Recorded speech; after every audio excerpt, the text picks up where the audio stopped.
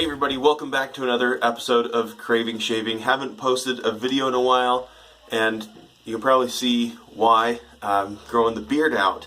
So I'm not craving shaving as much as I usually am.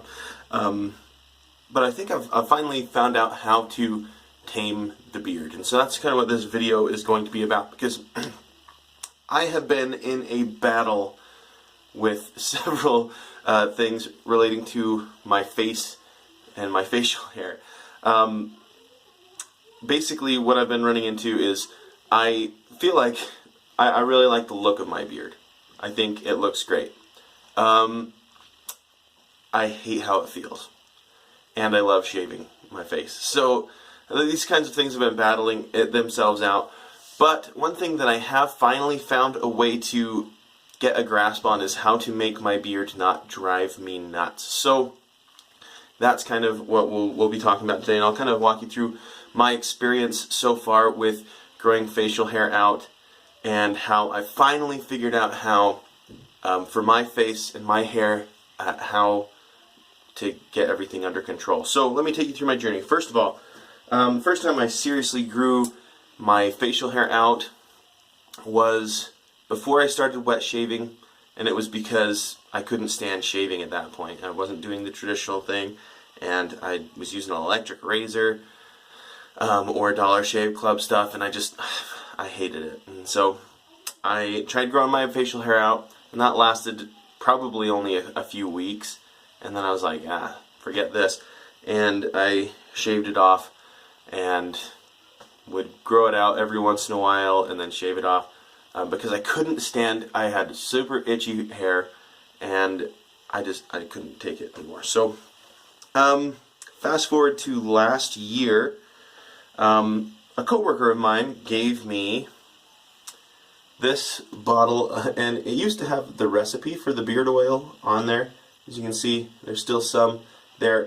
My daughter actually spilled this, and it got on the label, and whatever kind of oil's in this took the recipe right off. Very, very lavendery, and for those of you who follow the channel, I'm not a huge fan of lavender, but it was nice, but it didn't really do much to get my hair to be tamed. It didn't really stop the itch or anything like that. It was like temporary relief, maybe. Then my wife got me for Christmas this stuff, not related to Jack Black the actor, but Jack Black beard oil. And this stuff, I think was a little, well, hopefully paid a lot of my wife paid a lot of money for this for a present, but a little bit better quality than this stuff my friend made for me. And it felt great. It reminds me of when you put on chapstick. It helps temporarily, but when the chapstick's gone, your lips feel more dried out than they used to be. At least that's how I feel about chapstick. And I've tried several other beard oils. Here's another one that I tried, and I just wasn't doing much for me. And so I have this kind of tradition now that I grow the beard out in the last part of the summer. And so I'm growing my beard out for the last part of the summer, and I start reading on this site. I think the site, I'll find it and put it in the description. I think it's livebearded.com. But they had a lot of good tips, and one of the tips was that beard oil is not for the hairs on your beard. It's for the skin underneath your beard. And all of a sudden I'm like, boom. Because I don't generally have problems with dry skin. That's not where my itchy beard stems from, I don't think. And so it kind of clicked for me. So fast forward to about a week ago. There is a great store here in Utah called the Moustachery. Now they have 2 locations. They just opened their 2nd location. So I went in and I talked to their staff and the owner, Ethan Taylor, and they recommended a beard balm for me. So this is what I ended up getting there. This is the oak moss and sandalwood variety of Mini Moustachery's Beard Balm. And as you can see, I've gotten I've kind of mixed it around and whatnot, but I've gotten some good use out of it. Really good scent on this, like oak moss and sandalwood, of course. But this stuff doesn't just help the skin, it actually does condition the hairs. And so I've been using this for about a week, and I've noticed a difference just without, like, I haven't put any on today, just got out of the shower, and it's already better than it usually is when I get out of the shower. So, and that's what he told me, is that it will hydrate the hairs and change how it grows and things like that. So anyway, this stuff is great, and for those of you who haven't, like myself up until this point, haven't really used a beard balm, basically you don't need very much. That's probably plenty on my finger there. You rub it into your fingers, and I focus on my goatee area because that's where my beard is the most itchy. And it doesn't take much, so even though this tin isn't very big, it should last quite a while. Okay. Yeah, and that's how this works. And it's thicker, right? It's more viscous. Even though when you do rub it in your fingers, it does become kind of dissolved or melted. It's still more viscous than a beard oil. And so it sticks to the hair a little bit better and conditions the hair. Now, what I do is I get a boar brush, and this is one that my brother-in-law gave to me, two-sided, so there's a soft side and a more hard side, I guess, bristly side. I do prefer, however, this beard brush. This is from the Beard Legacy, and you can pick up very similar brushes at Walmart even. I don't know if there's much of a difference, but this one's just a little bit easier to get into the beard.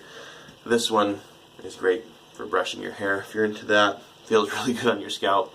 But then you just take, I like to, and this is just personal preference, but I like to brush up against the growth first.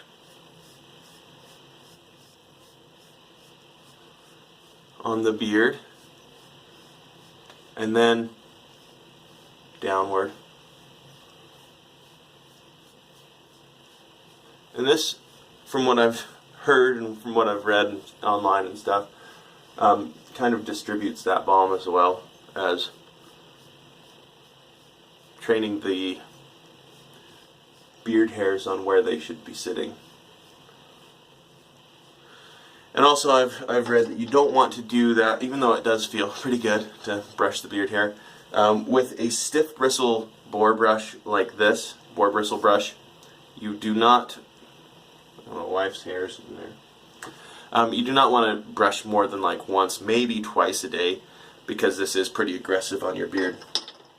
But anyway, that is my journey through taking care of my beard, and now that I've used this product, this beard balm, and let me read for you the ingredients here: olive oil, coconut oil, beeswax, shea butter, jojoba, is it jojoba? I might be pronouncing that wrong. Jojoba oil, lavender oil, rosehip oil, vitamin E oil, and neem seed oil, and rosemary leaf extract, and then a fragrance. So this one isn't very strongly scented, but it does have a nice pleasant scent. Yeah. So I will put the link to the Mini Moustachery down below as well. Great beard balm. I mean, this stuff is magic. I've tried so many things. I've tried a lot of the Cremo products as well. I don't have any of them to show you. But from Walmart, I've tried the Cremo products. I actually have tried the Cremo beard balm, and it didn't do this. So whatever is going on in this Mini Moustachery stuff is really working for me. So, long story short, if you have an experience like mine where nothing is working for your facial hair, getting it to act in a way that you can tolerate, try a good beard balm, or beard butter, I think some are called. And there are several great ones to choose from. The mini Moustacheries is obviously, like I read, pretty high on the oil, and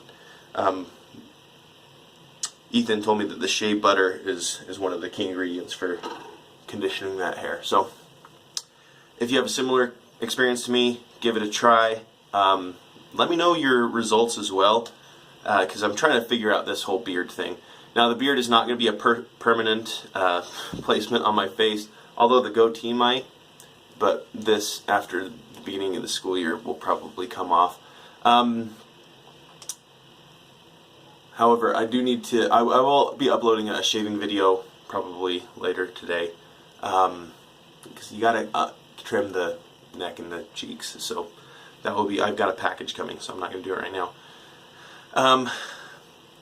But yeah, so thank you for tuning in for this episode of Craving Shaving. Keep paying attention for the beard trim video that will be coming up later today or maybe tomorrow. And thank you for tuning in to this episode of Craving Shaving. Hope you have a great beard day if you have a beard or goatee, and a great shave if you don't. Thanks.